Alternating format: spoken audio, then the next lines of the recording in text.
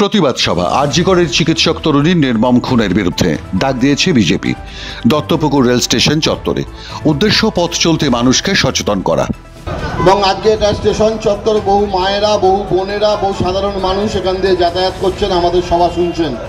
হঠাৎ কিছুর মধ্যে কিছু নেই মঞ্চে উঠে এলেন এক মাতব্বর, কেড়ে নিলেন মাইক। এবার তিনি বলতে শুরু করলেন।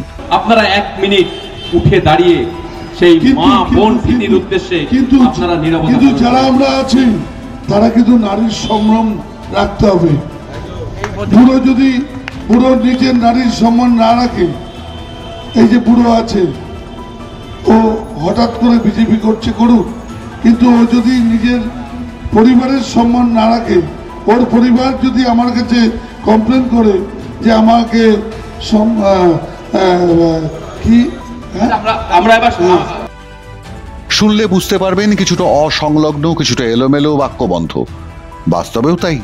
সামান্য টলছিলেন, মৌতাতি তরল নেশায়। মৌজ আর মেজাজ তখন ফুরফুরে, আর সে কারণেই বেসামাল, গন্ধেই মালুম পড়ছিল। সঙ্গে আবার কজন সাকরেত, মঞ্চের ওপরে, মঞ্চের নিচে। টাইমটা মেইনটেইন করো দাদা, আপনি টাইমটা মেইনটেইন করুন। বন্দে মাতরম বলে শুরু করব। 1 মিনিট বন্দে মাতরম বলে শুরু করব। টাইমটা মেইনটেইন করা হোক।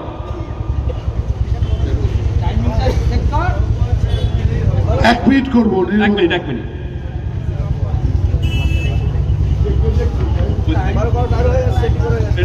Ready ready ready. তুই কর।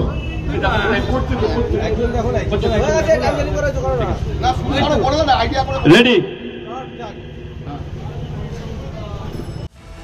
এই বেসামাল ভদ্রলোকের নাম সৌমেন কাঞ্জিলাল, কলকাতা পুলিশের এসআই, সাব ইন্সপেক্টর।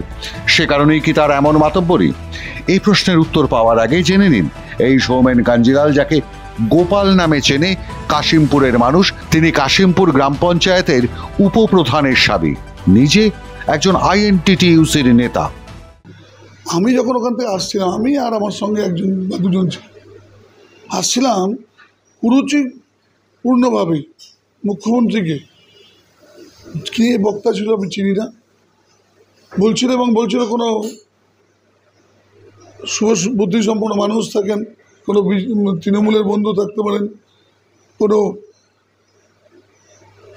প্রতিবাদী কণ্ঠ থাকতে পারেন, আমাদের কথার প্রতিবাদ করুন, এগিয়ে আসুন, বলতে পারেন। তা আমি দেখলাম যে এই ভদ্রলোককে আমার বলা উচিত যে একটু নীরবতা পালন করুন। সভা বানচালের তো উদ্দেশ্য থাকলে খুব সহজে মাইক্রোফোনের তার খুলে নেওয়া যায়।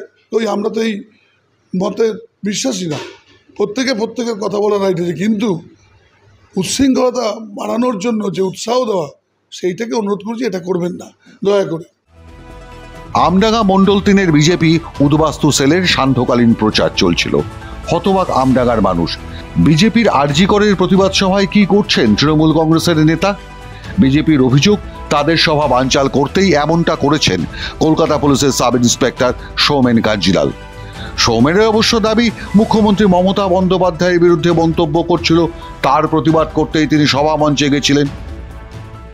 উনি ওখানে বসেতেন, তারপরে আস্তে আস্তে দেখলাম ওনার সাঙ্গপাঙ্গরা সব আস্তে আস্তে এসে পাশে জড়ো হচ্ছেন।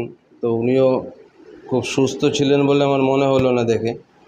তারপরে আস্তে আস্তে এরপরে বারাহাতের প্রদীপ চ্যাটার্জি মহাশয় যখন বক্তব্য রাখলেন, বক্তব্য শেষ হওয়ার পরে উনি উঠে গেলেন, সঙ্গে আরও 2-1 উঠে গিয়ে এবার তারপর থেকে আমাদের সভাটার চালানো যায়নি। তারপরে ওনার মতো বলে গেলেন।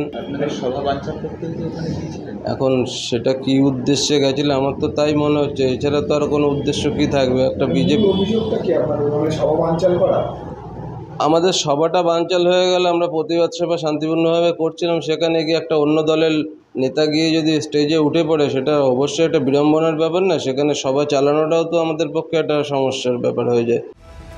এ কি কলকাতা পুলিশের সাব ইন্সপেক্টরের সামাজিক দায়িত্ব? কোনো রাজনৈতিক দল মুখ্যমন্ত্রীর বিরুদ্ধে কিছু বলতে পারবেন না? কটাক্ষ করছেন আমডাঙ্গার মানুষ। সরকারি কর্মচারী হিসেবে কোনো রাজনৈতিক দলের সভায় যাওয়ার কোনো অধিকার আছে নাকি সৌমেন কাঞ্জিলালের? আর তিনি যদি সাব ইন্সপেক্টর হিসেবেও গিয়ে থাকেন ওই সভায়, তাহলে জেলায় বিজেপির একটা সভা বানচাল করবার কোনো অধিকার কলকাতার সাব ইন্সপেক্টরের আছে নাকি?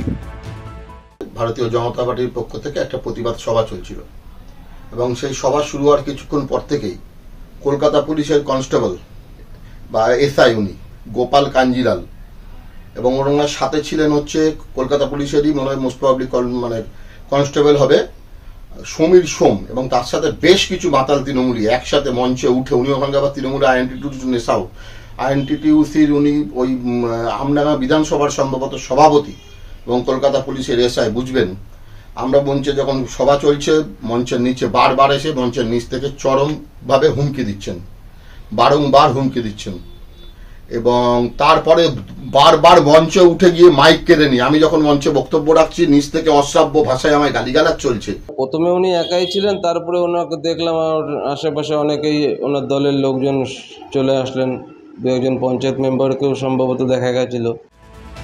বিজেপির দাবি ইতিমধ্যেই মৌখিকভাবে প্রশাসনকে জানানো হয়েছে গোটা ঘটনা। পরবর্তী সময় দলের সিদ্ধান্ত মেনেই পরবর্তী পদক্ষেপ করবে বিজেপি। কিন্তু আমডাঙ্গার মানুষ দেখলেন শাসক দলের আশীর্বাদ পুষ্ট নেশায় চুরচুর কলকাতা পুলিশের এক সাব ইন্সপেক্টরের কীর্তি। মাধ্যম ব্যুরো রিপোর্ট।